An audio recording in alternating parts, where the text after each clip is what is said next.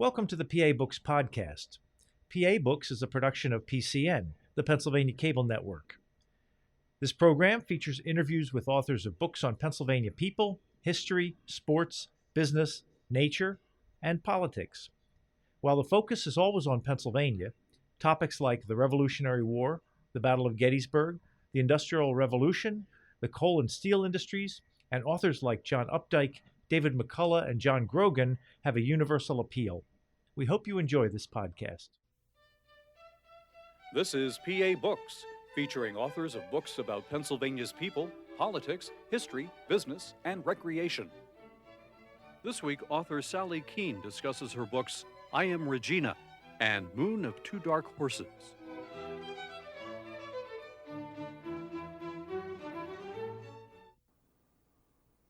Sally Keehn, author of I Am Regina and Moon of Two Dark Horses. When did you decide you wanted to be a writer?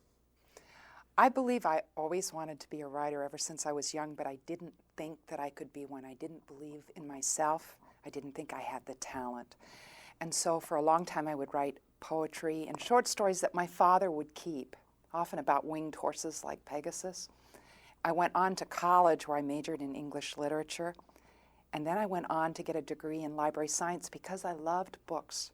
They took me to places I'd never been before, and they involved me in the kind of adventures that I longed to have. But I never once thought that I was talented enough to create an adventure of my own, a fiction book of my own. And so it took me a very long time. When I was in my, late 30s, my husband and I moved to Pennsylvania, and I couldn't get a job as a librarian. And I thought, both my husband and I love to travel. And I needed to do something more than stay at home with my two daughters, whom I loved deeply, but I wanted to do a little bit more. And I thought, well, I don't think I could write fiction because that's such a magical kind of thing, but maybe I could write nonfiction. And I talked to my husband about traveling and about Pennsylvania because he knows the back roads of Pennsylvania. And we decided to write a travel book on the area. We traveled all over southeastern Pennsylvania. We visited over 150 attractions.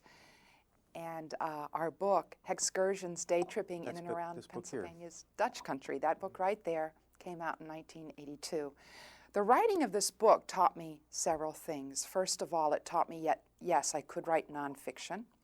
It taught me about the discipline of being a writer, of sitting down every day and writing whether you felt like it or not. And it also taught me that you had to be alone with yourself, and that was the hardest thing for me because I love being with people. But to write, you do have to be alone. To be perfectly honest, when we'd finished writing the travel book, I didn't know if I ever wanted to write again because it was such hard work and it was lonely work. But writing is like a disease, and once the bug bites you, it doesn't let you go. So after I finished Excursions, I decided I wanted to try something else. I wanted to try fiction. And so I took a course in writing fiction. So all along, that urge was inside me to do it. I just didn't think I had the talent. And the nonfiction book showed me that maybe I did. And then I started to pursue my career as a writer of fiction. Now, these two books are juvenile fiction or books for young adult readers. Yeah. Why did you decide to write for that group? I think there's a voice inside of each one of us that we write out of. In fact, one of the journeys in becoming a writer is finding your true voice. You'll hear that a lot when you talk to writers. What is your voice? The voice inside me is a teenage voice, I believe, or a young adult voice, anywhere from 10 to 14. That's the voice I feel at home with. I was a young adult librarian. I worked with teenagers and older children, and I love that age group. So I write out of that part of me. Maybe someday I'll write an adult book, but I just identify with this age group. I identify with their angst, their search for identity, which is certainly what I Am Regina is about in some ways, a search for identity. It just connected with the core of me. Also, there is a saying, the Native Americans have this wonderful saying that a story stalks a writer, and if it finds you worthy, it comes to live in your heart. The stories of these two books were stories about young adults that came to live in my heart, and I had to tell those stories. So for a variety of reasons, that's why I wrote them. However, I believe that these stories in some senses are ageless because I've had many adults read them and enjoy them as much as the young adult audience I've been writing for. And I will say young adult is a tricky term because in the 70s that term was identified with books that broke through barriers and changed the definition of what children's books are because they wrote about drugs, teenage pregnancy, that type of thing. My books aren't like that. They're really more for an age group of 10 to 14, which is right between children's and young adult literature. So I'm writing out of who I am. What's different about writing for that age group as opposed to writing for adults? What do you do when you write it? What's different? You have to present things more clearly, more simplistically in some sense. You can have good literature, and literature should have different layers. But if you look at the difference between I Am Regina and Moon of Two Dark Horses, Moon of Two Dark Horses is more sophisticated in many. It's on many levels. I Am Regina is a little bit more simplistic, and so the hardest thing I think is to make, especially with historical fiction, is to make it accessible to that younger reader. Adults have a large background of experience to draw on while a child or a young adult does not. So you have to really have your story focused. Are kids in that age group reading these days? Oh, I hope so. It worries me. I was just at a discussion where the associate producer of Mr. Rogers' Neighborhood spoke, and she said that a child on the average watches television 7 hours a day. That's a real dangerous kind of precedent because there are some valuable things about television. Of course, we're on it right now. But you don't think the way you do with a book. You don't use your imagination the way you do with a book. And also with the internet, with the computers taking up a large amount of time, I would hope that kids continue to read and have it to be a vital part of their lives, because if they don't, I'm worried about what's going to happen to civilization. I really am. I do a number of school visits, and I visit middle schools, and several teachers have told me now that children are starting to think in sound bites, that they have trouble reading long passages, understanding them, and then writing an essay about them. So that's worrisome, because I think life in all its richness is about being able to make connections between things. And you can learn to do that through reading. I don't think you can learn it through sitcoms where your attention span's 15 minutes and then you've got a commercial in 15 minutes again. So I certainly hope that reading is still a vital part of young people's lives. Is there a way books can compete with television? Compete. I don't like that word, compete. A book is a private thing between you and the book. When you read a book, you create a reality, whereas television is more of a public thing, and it's the producers and whoever is putting on the program sort of telling you what to think, what to believe, whereas when it's just you and a book, you create your own reality. And I just think that's very valuable, and a book can take you more inside people's heads. You get to walk in their shoes far more than you could with a television. I don't like to see them competing, maybe complementing each other, because you can learn a lot from television too, as I'm sure you know. But I hope everybody makes time for reading in their lives, or something is really going to be lost. Let's talk about this first book, I Am Regina. This came out in 1991? Yes. Is that right? And it is about, can you tell us what it's about briefly? Yes. First of all, I'll tell you where I came across this story, because it's kind of interesting. When my husband and I were researching our travel book, Excursions, we attended the Kutztown Folk Festival. Back then, they used to reenact a kidnapping of a young girl by Indians during the French and Indian Wars. And I never saw the reenactment. I went to the folk festival, but I never saw this reenactment. But I read about it in the program. And what amazes me to this day is how 2 lines in a program could lead me into writing a 240-page novel. But I was curious. You know, I knew there had to be more to the story than just a kidnapping, and indeed there was. Regina lived, before she was kidnapped by Indians, outside of Selinsgrove, Pennsylvania. And where's that? That's just north of Harrisburg. It's not that far from where we are right now. She lived on a farm with her mother and her father and her 2 brothers and her sister, Barbara. The action starts in 1755, just as the French and Indian Wars are beginning. The Indians come down over the Allegheny Mountains and they attack Regina's home. Her mother is away at the mill having the grain ground that day, and Regina's at home with her father and her sister and her 2 brothers when the Indians attack the cabin. They kill the brother and the father, and they take Regina and her sister captive. They take them out into the wilderness, and at a fork in the Indian path, Regina is parted from her sister Barbara. She's taken to the Ohio region. Now, Regina lives 9 years with the Indians out there. She's forbidden to speak the white man's tongue. She's dressed like an Indian. She's expected to act like one. And initially, she hates the Indians for what they've done to her family. But gradually, as she comes to understand them and live with them, she begins to see their side of the story and what's been happening to them during the wars. Anyway, during her captivity, she is forbidden to speak her white man's language, but she remembers several important things from her childhood. Some hymns that her mother used to sing to her and Bible passages that her parents had taught her. She was taught to read from the Bible the way many people were back then.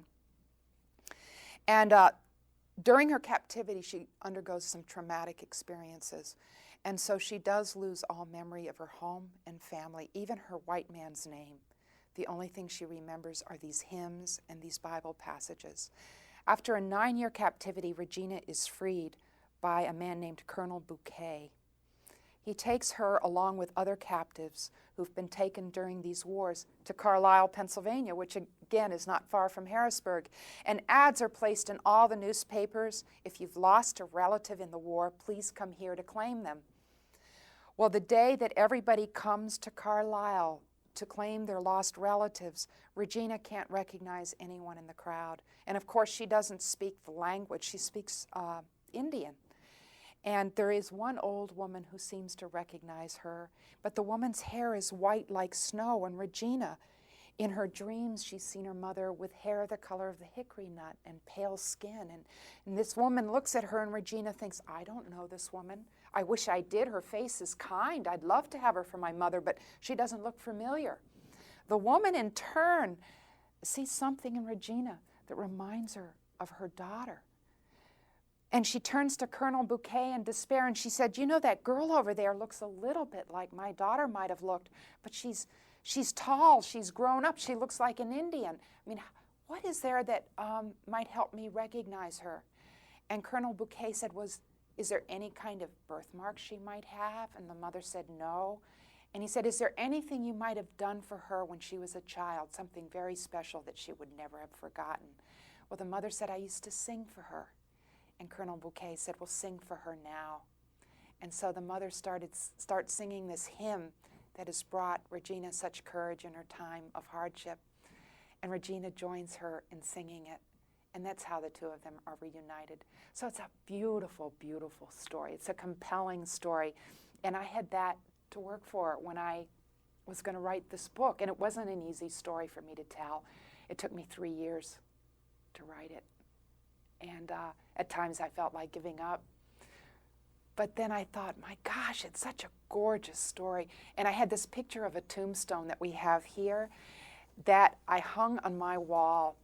The inscription on it reads, Regina Leininger, in legend Regina Hartman, as a small child held Indian captive 1755 to 1763, identified by her mother singing the hymn, Allein und doch nicht ganz allein.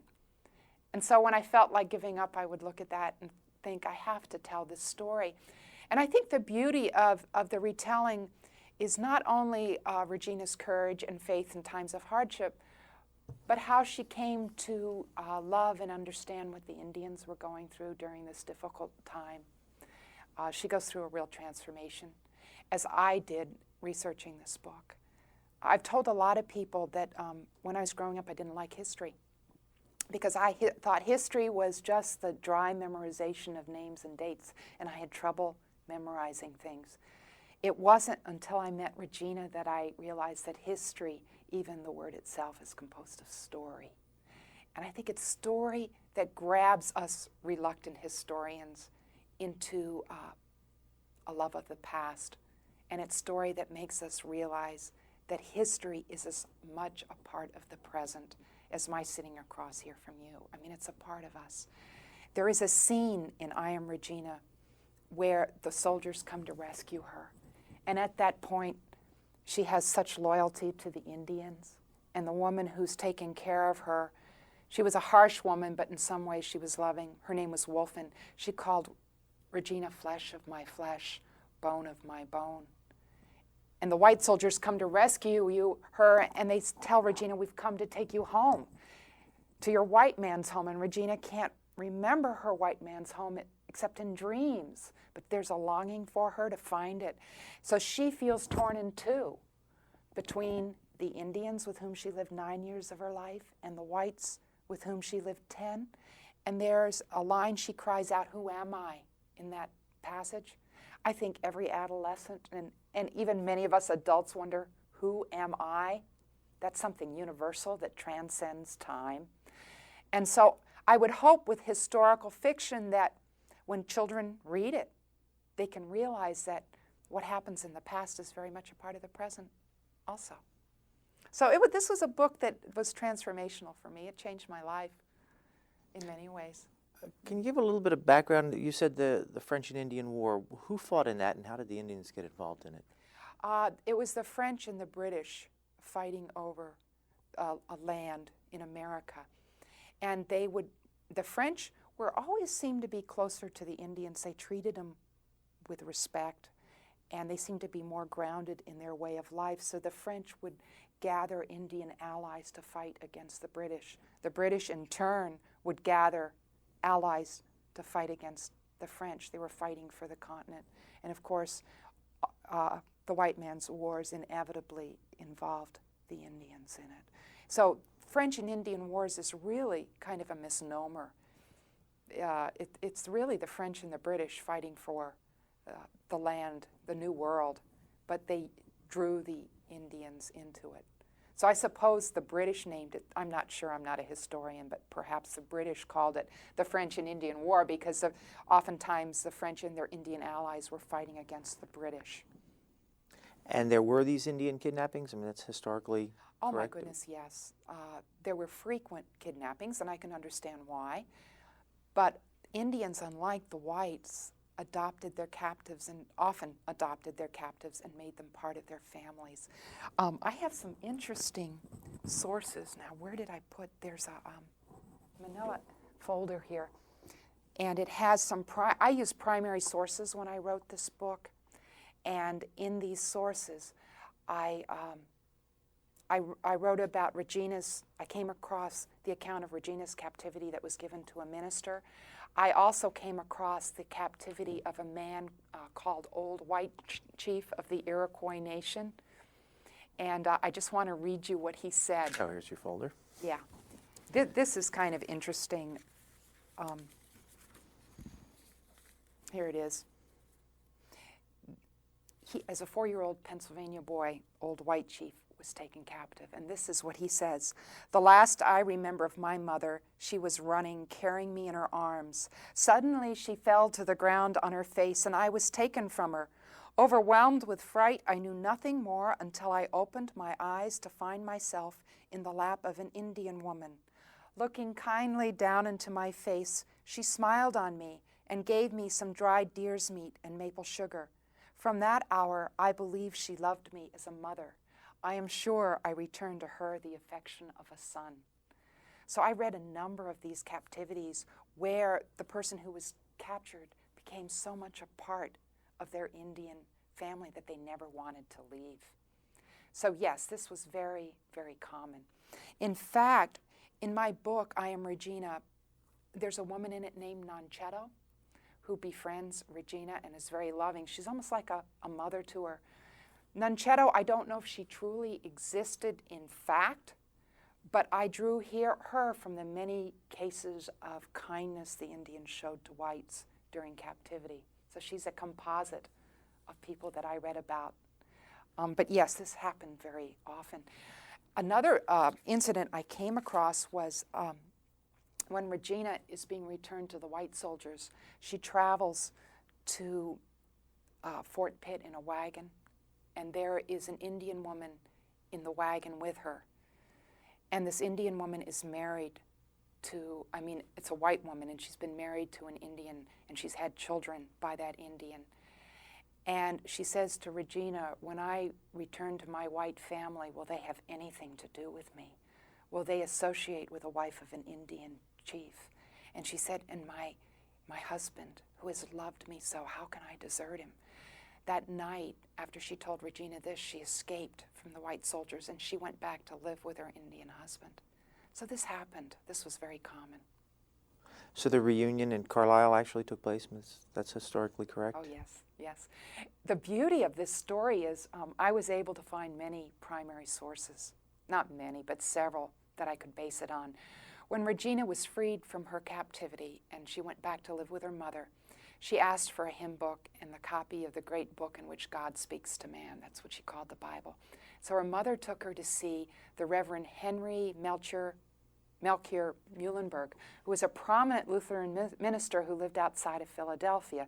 In fact, he was a founder, I believe, of the Lutheran Church in America, and Muhlenberg College is named after him. Anyway, she went to see him.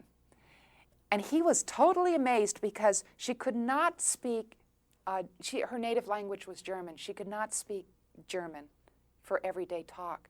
But when he opened the Bible, she could read whole passages of it aloud in German. And so he wrote down her account in his pastoral reports, and that's how it comes down to us today. Now, the interesting part was he did not write down her last name.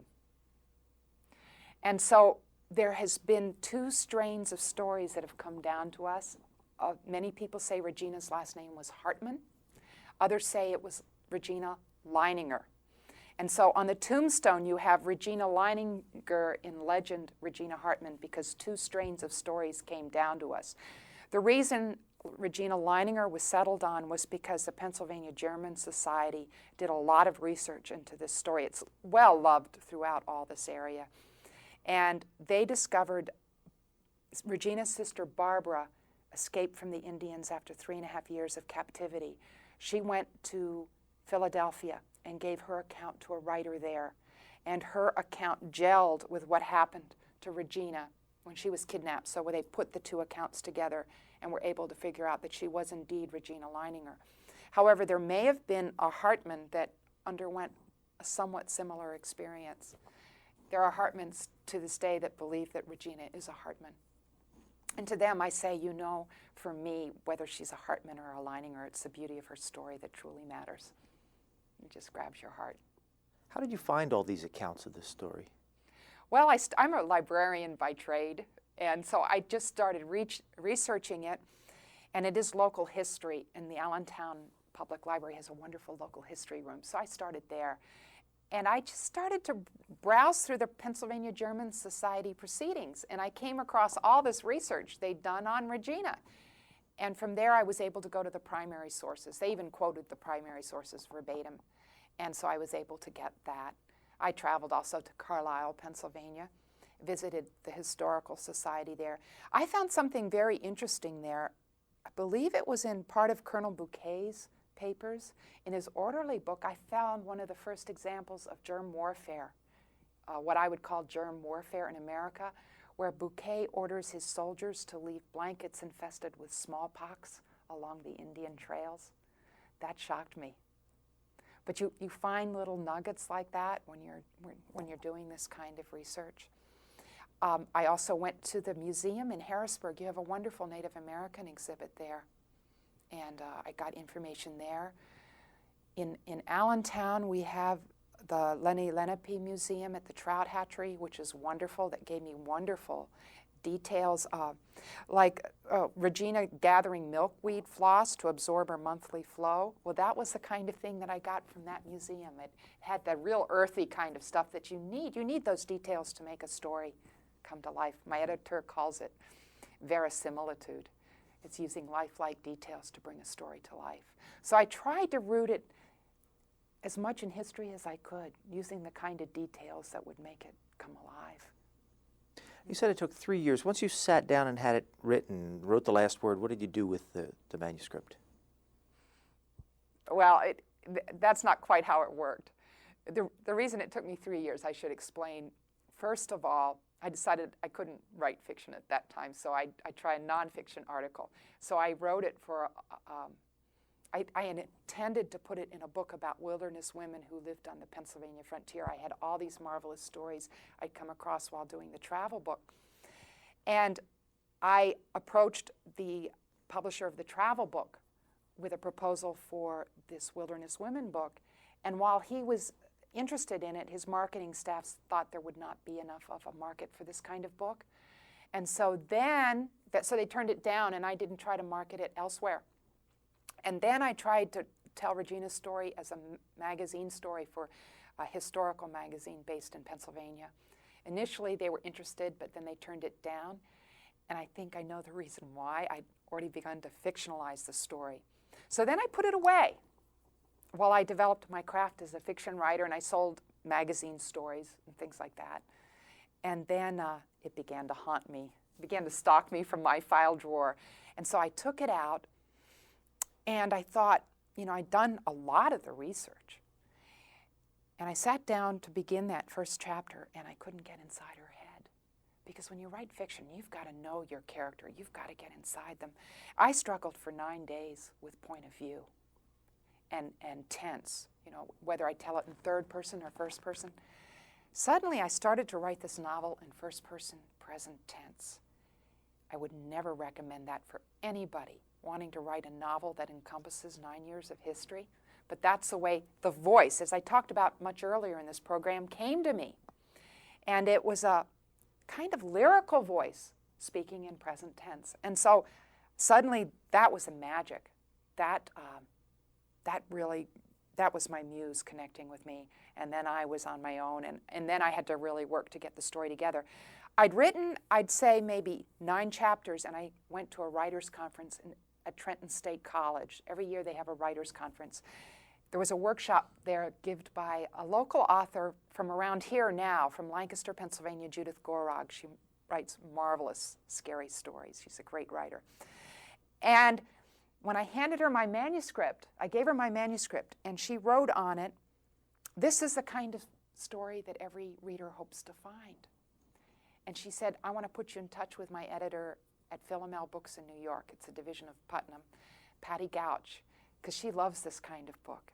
And so I talked with Patty Gouch, and she had me come up to New York to talk to her about my book. And I sent her more chapters. I sent her what I thought was a novel at that point. And I went up to talk with Patty. She was a wonderful editor for me. First of all, she said she loved my voice, the way I told this story, and that was one thing she'd never change. But I didn't have a middle to my book. You know, I had this beginning that I'd worked so hard on, this wonderful ending where Regina's reunited, and I had no middle. And of course, that was the life in the Indian village.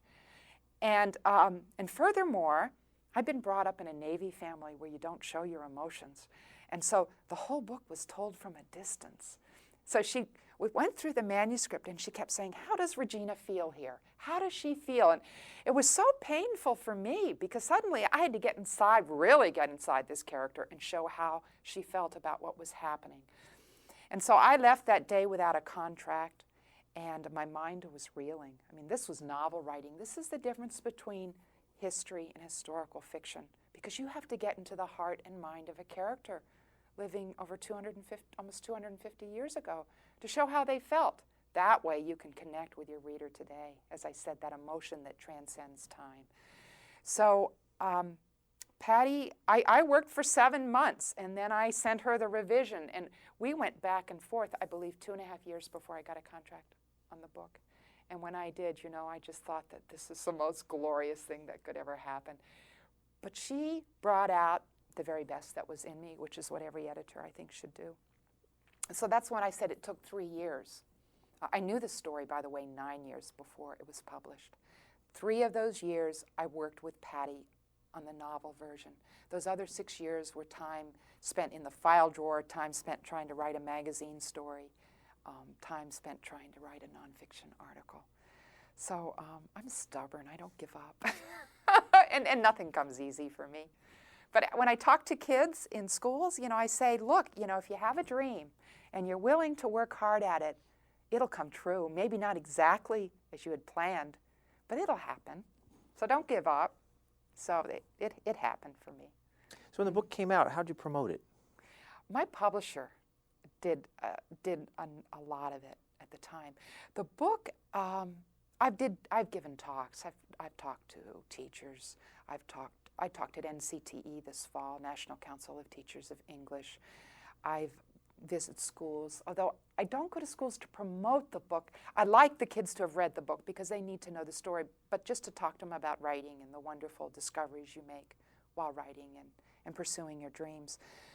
But I think the book has really promoted itself. Because it's a great story. Apart from my retelling of it, the story is a great story. And it was picked up in paperback by Bantam Doubleday Dell. And just to show you the power of this story, I'm not boasting because this story is a true story that's come down to us. It's 4 foreign countries have published it. It's come out in, the first one that brought it out was Denmark. And I thought, my goodness, that's the You brought second some of those along. Yeah. This is the Denmark That's the Danish version. You can tell they used the same cover Same cover as as the paperback and as a This version. hardback. And I asked myself, well, why would Denmark bring out a story based in American history? Well, number one, the Danes are fascinated with Native Americans. They've recreated a Native American village over there. Plus, the story of a mother being reunited with a daughter grabs your heart. Then it came out in Germany. That's the German version. And of course, you can tell why they would have a German version because she emigrated here from Germany. And I talk a little bit about that in the book. The cover is quite different. And as is the title. The title is Regina Schwarzervogel, which means Regina the Blackbird. And that was her Indian name was Tskinnak, which means hair black as a blackbird's wing. And so they changed the title and they changed the cover. The next one to come out was the Italian one. That's in back of the Flemish. La Canzone di Regina. I don't speak Italian. I wish I did. And again, they took a different scene to illustrate. Children love this cover. They like the immediacy of it. And what I find is interesting is the faces look Italian of Regina and the little girl Sarah who's kidnapped with her. Each culture sort of makes a cover appeal to their people. And the title means the Song of Regina, which is a beautiful title as well. So it finally came out just this year. This came out in Belgium in Flemish. Ik ben Regina. And of course the art style is completely different. I don't know if we use this kind of art over here in the United States. I've shown this to classrooms and some kids really like that kind of art. They say it grabs them. It's a little different to me. It feels very stylized and stereotypical. But again, the audience is different. So it's really promoted itself and it's being used a lot in classrooms across the country, which is really nice. And I'm fortunate because I'm not too good at promoting. So. Did you come up with the title, I Am Regina? No, I didn't. I had a terrible time with the title. I was calling it Alone Yet Not Alone Am I from the hymn, which is a terrible title, The Captivity of Regina Leininger. One day I met in New York with my editor and the assistant editor, and I said, I don't know what to call this book. And Patty looked at her assistant Tracy, and she said, we were thinking of calling it I Am Regina. And I thought, wow, because it's a story of identity. In the long run, who am I? Where do I belong? And it's not till the very, very end when her mother's holding her and saying Regina that she realizes, I am Regina. That's who I am. The one thing about the title is that it might turn boys off because they think it's just about a girl. But I have found that, and boys are funny. Girls will read about boys, but boys don't necessarily want to read about girls. But I have found that once boys get into the story, they enjoy it as much as girls do. But when I've asked children about this title, some of them like it and some of them don't. Has anyone ever talked about making it into a movie? I think it would make a fantastic movie. People in classrooms ask me all the time, And I know that maybe some studios had looked at it, but nobody has done it yet. But I do think it would make a beautiful movie. Now, you brought along some artifacts. Yeah. Can you show them to us and Sure. tell me how you use them? I brought along artifacts from both white and Indian culture. Because I write about the past, and because the past was hard for me to get in touch with initially, artifacts help me. I have a whole speech I give called Voices from the Past, and I talk about primary sources as voices from the past, these diaries that I read, and I also talk about artifacts, because artifacts tell us a story, and by holding them we can get in touch with something long ago. So I have artifacts from white culture. You know what these are, don't you? What are these? Bells. What kind of bells? Sleigh bells. That's right. A lot of people say cowbells. Why, do you know why we would have them? You're going to be my kid audience for a minute. Do you know why we have sleigh bells? What are they needed for? I don't know. You see, you got to get real practical. Well, at night, when a sleigh would come over the snow, you wouldn't hear it coming unless you had sleigh bells on it. So it was because we didn't have lights on our cars, we didn't have horns. So this was a way of letting people know you were coming through the dark on your sleigh. Now, this next story might not be true, but I always tell it anyway because a teacher told it to me. There's an old expression you may have heard called, "I'll be there with bells on." And this teacher told me it came about because if you were in an accident with your sleigh and someone came along to help you, and they helped right your sleigh, you give them your sleigh bells as a means of thank you. So when you say, "I'll be there with bells on," it means I'm not going to have an accident and everything's going to be fine. So this is out of white culture. Here's something else. I bet you don't know what this is. You know? A cookie press. No. That's a good guess, though. This speaks to me of barns and cows and milking cows and taking the milk inside the house where the cream rises to the top, and then you churn the cream, and then you stamp it churn the cream into butter. This is a butter mold, and you stamp this pretty flower on your butter. So it speaks to me of pride and the love of the fancy, like the fancy Dutch. This comes down through my family, and I had relatives who lived in Pennsylvania. How old is that? I don't know. It may have been my great-great-grandmother's. But it comes out of a past that a lot of children aren't aware of. I don't know how many children have ever milked a cow or just had a cow to get milk from. So I keep this, just to remind me of how basic life used to be. In Regina, she has to go out and club mice for food. That's really basic. That's hard, and that's what happened. They had to do that. So this is from white culture. Now let me show you something completely different after I get a drink of water here. Now look at this. This, of course, comes out of the Native American culture, which is so different from our own. Do you have any idea what this is made out of? It was an animal that was extremely important to the Eastern Woodland Indians. And it was not the buffalo. The deer. The deer, right. They couldn't have survived without the deer. This is made from the leg bone of a deer, and these are deer hooves. This is a rattle, and it would be used for ceremonial purposes or at a dance or if someone was sick. And I found, in my research, it was amazing the uses they made of the deer. They'd use the sinew for sewing. They would use the intestines for stuffing in the stomach. They would suck out the marrow. They would make bone needles out of it. They would use the brains for tanning deer hides. In I Am Regina, there's a scene where she has to tan hides and boil brains, and it was a terrible task. So this comes out of the Native American culture.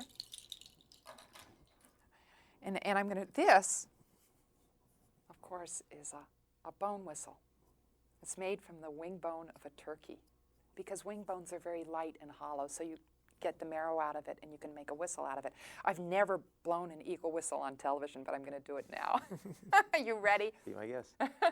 This is to call eagles, but I never can do it right. The fellow who sold me this knew really how to blow it. It was beautiful, and you could just imagine someone standing on a cliff blowing it and an eagle soaring down. So I've never yet brought an eagle, although some kids have told me that they thought they could do it. That's Native American culture. And here's another one. Someday they'll make TV so you can smell things, because this smells wonderful. This is a smudge stick. You can smell it. It's made of dried sage. It's going to get all over your carpet. Mm-hmm. Isn't that wonderful? Yeah. And the Indians would burn a smudge stick, again, for ceremonial reasons, or to drive. They were made of different things. This is sage, but they would make them out of different things, or to drive mosquitoes out of your hut for a variety of reasons. I burn smudge sticks sometimes when I'm creating, especially with my second novel, Moon of Two Dark Horses, because I'm telling that from a Native American point of view. And so I would burn smudge sticks. It's like an Indian incense. I wanted to show you something. I love this artifact. This leads into a great story about the second book. This is do you know what this is? No. You're not going to even try to guess. This is a net stone. It was used to weigh fish nets cast in the Susquehanna River. The shad used to swim up the Susquehanna. In fact, now they used to swim up the Delaware River too, and now they have fish ladders so that the shad can swim upriver. And so every year in April, the Delawares would net the shad, and this might be 1,000 years old. And it comes from an area of Pennsylvania that's now called Athens, Pennsylvania, and it's at the New York-Pennsylvania border. You have a picture of that yes, here. Yes, we do. Let me dig that out. Back in the Revolutionary War, this area was called Tioga Point, and two rivers met here. This was the Susquehanna River that came down this way, and the Chemung River that came down. Just south of this point, of this Tioga Point, there was an Indian village known as Queen Esther's Town, and that is where this net stone comes from. Now, Moon of Two Dark Horses takes place in Queen Esther's Town, and it's told from the point of view of an Indian boy named Kashmu. And I came across this story. It's a story of a quest for peace, really, with an Indian and a white boy. I came across it because when we were doing our travel book, just north of Wilkes-Barre, Pennsylvania, there's a place known as Wyoming. And at Wyoming, there's a historical marker that's placed above this huge rock, a moccasin-shaped rock that's enclosed in an iron cage. And the rock is called the Bloody Rock. According to legend, an Indian queen, Queen Esther, supposedly bashed in the heads of 10 American captives taken during one of the bloodiest battles in Pennsylvania's history, the Wyoming Valley Massacre. When was that? That massacre happened in 1778, in July of 1778, right during the American Revolution. And a lot of people said Queen Esther could not have possibly done this atrocious act because she wore a white man's cross around her neck. She spoke the white man's tongue. She was part white herself. She was known for her friendship with settlers who lived in the areas. Why would she turn on them and kill them? And so I thought, oh, there sounds like there's a story here. Why would she have done this? What was going on at this time in this area of Pennsylvania during the American Revolution? So I started to research Queen Esther's story, and I discovered that her son, her Kashmu, had been killed one day prior to this massacre, and that was the reason given for what happened at the Bloody Rock. Kashmu was real? We know she had a son who was killed. Some sources called him Kashmu, others called him Goose Singh, so I settled on Kashmu. And so I decided to show her story from her son's point of view. And what eventually emerged was an entirely different creature than I first thought of. And that massacre, or what happened at Bloody Rock, became 2 lines in a 218-page novel about friendship, the friendship between an Indian boy and an American settler. And it was a very, very difficult book for me to write. And it took me 4 years. I knew the story 13 years. It took me 4 years to write it because it was a story that hadn't been told before. What happened to this? It was a Delaware Indian village what happened to these people, what happened to the Delawares and to the Iroquois neighbors to the north during the American Revolution, because they were torn in two by the white man's armies. And so this is where this rock comes in, because I traveled to this area several times to write about it. It's a beautiful area. The endless mountains of Pennsylvania are here. They're covered in mist. It's a land that the glaciers came down this far and pulled back, so it's a land full of fossils, full of mammoth tusks, and Indian skeletons have been found here that date back to 1,000 years. I traveled all over the area, and a wonderful man named Ted Keehn was my guide. And while there, he gave me this net stone. And I would hold on to it while I was trying to write this book. Well, one day, as I was working on this story, a ringing phone startled me, and I dropped the rock, and you can see it broke into 3 pieces. I glued them back together because it meant so much to me, but it wasn't the same. In spite of this, I kept on writing. I had to write through the story. I had to get to the ending. And in the summer, I finished writing through, and I sent the manuscript to my editor. And she'd been working on and off with me for a couple of years on the manuscript. And she called me, and she offered me a contract for the book, even though we both knew it still needed a lot of work. It was highly metaphorical at that point, and we can talk about that later. So anyway, I wrote Ted Keehn at Tioga Point, and I said, could you please send me another net stone? It would put me in touch with something long ago and far away, and it would help me tell a story that's been so hard to tell. I feared I'd never hear from him because he was a very busy man, and his wife had been ill. She'd been quite ill. And I didn't. Well, 7 weeks later, I went to meet with Patty in New York, and she talked with me for over 7 hours. I tell kids, can you imagine that? You know, I had marks all over my manuscript. She was trying to bring out the story that was in it. And so I went home that day without a contract, and the next day I went to Maryland to visit with yes, it's dedicated to her and my mother. I went to visit my mother, who was dying of lung cancer at the time. And I stayed with my mother for 3 days. When I came back to Pennsylvania and I saw a manuscript that needed so much work, I said, you know, I don't have a contract yet. Why should I bother myself with trying to tell this story? Is it really worth it? It's too convoluted to sort out. It's such a hard story to tell. And my life is too difficult right now. I haven't signed that contract. I want to burn the book. I just want to get rid of it. I literally wanted to burn it. Well, at this point, this is where a story really stalks a writer. Because at that very moment when I was at my darkest, my dog began to bark, and the mailman had arrived. And he had a package from Tioga Point. And in it were 2 net stones. These are net stones from right below the river where Kashmu's village stood, and a flint blade, an Onondaga flint blade from Karanchuan, which is the sacred hill which figures so prominently in the story. So then I knew, you know, I had no choice. I had to go on telling this story. It was stalking me. And indeed, I did finish it. I wrote another 7 months, I believe, and I got through it, and it came out in the fall of 1995. And it will be coming out in paperback this fall, and it's also been bought by 3 foreign countries, so it will be coming out overseas. So artifacts have turned out to be very important to me, but they're also like signs, like connections we learn to make in our lives that, you know, tell us don't give up hope, just keep on going. And that's what I needed. You know, I needed that mailman to come with a package. Now, this book is different. There's a lot of mysticism in this book, and dreams, and a Manitou Kashmu is looking for. What is a Manitou? It's a guardian spirit. Every, I shouldn't say every Indian, but the group that Kashmu belonged to, and I believe most tribes throughout the United States, when a boy reaches puberty, he goes through the rite of passage, which is called a vision quest, where they go off alone into the wilderness. Sometimes they take some kinds of powerful medicines, and they go out and they wait for a Manitou to come to them, a guardian spirit, who will remain with them for the rest of their lives.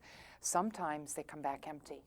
They're not blessed with a Manitou. Other times they are, and it gives them great courage and something to turn to.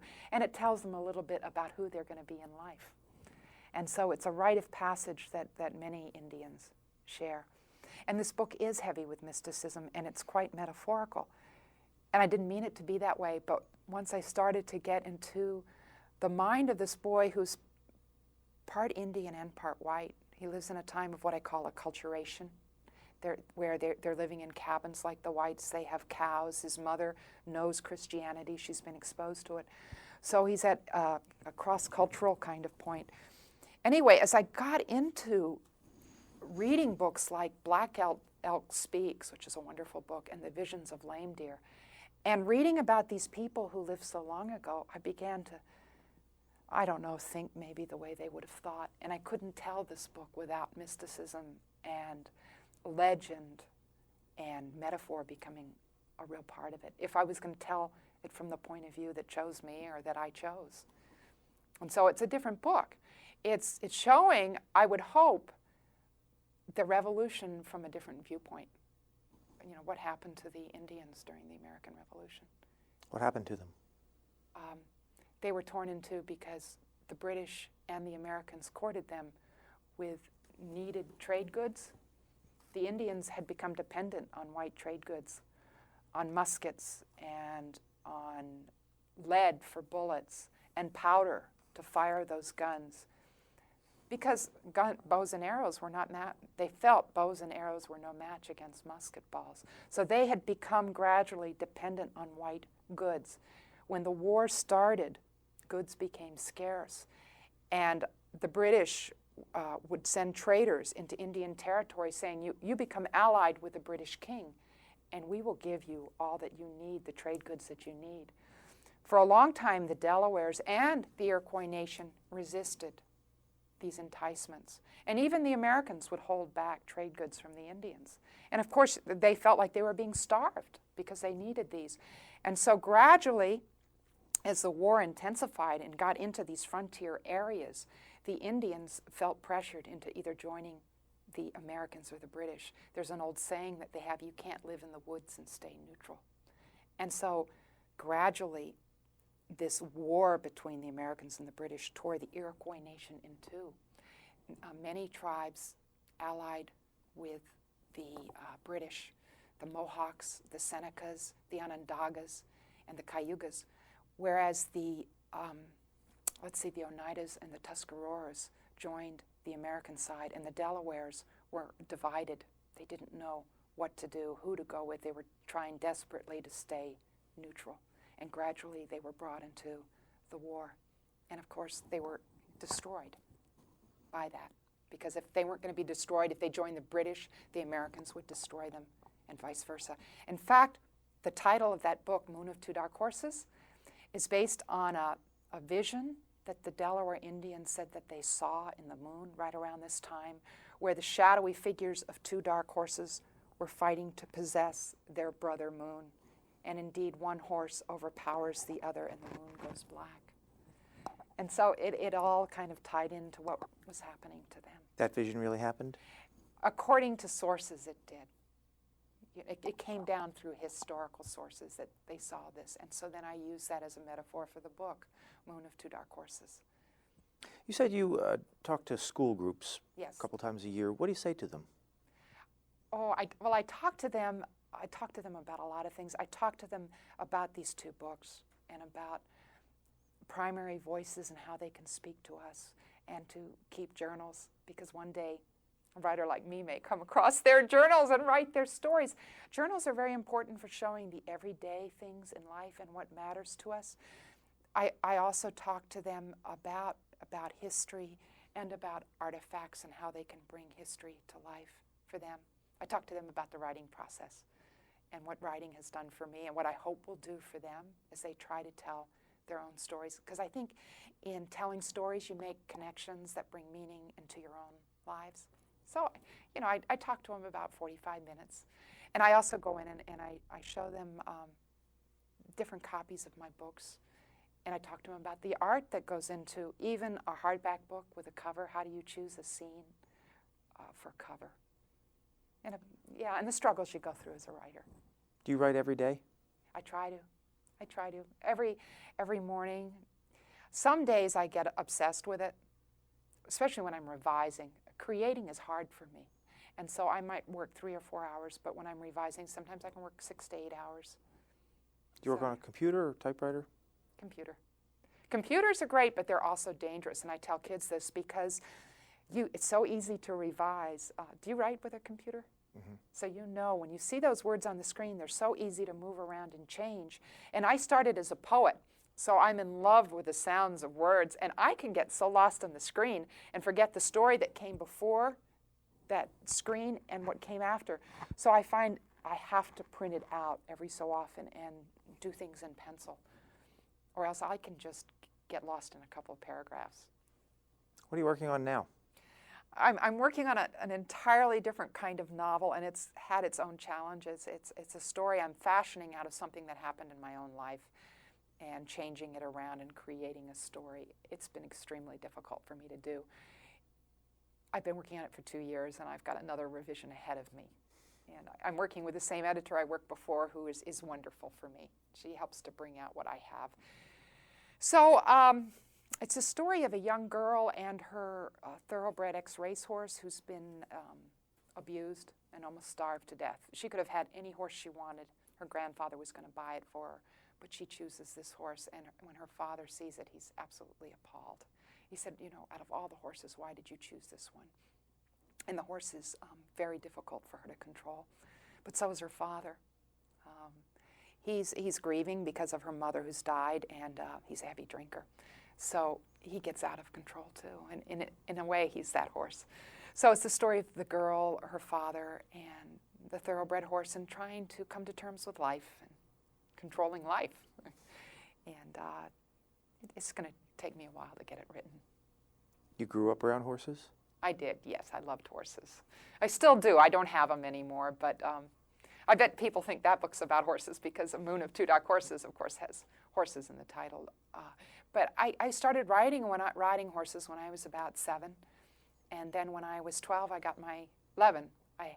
My grandfather bought me my first horse, and of course I was the one who chose that battered and abused thoroughbred. I wanted to change her. I wanted to change the world. And I also had another horse after that as well. I had 2 horses and ran a boarding stable. So rode when I was in college. These are the books. I Am Regina and Moon of Two Dark Horses. Sally Keehn, thanks very much for your time. You're welcome. You've been listening to a podcast of PA Books, a production of PCN, the Pennsylvania Cable Network. We'd like to hear from you.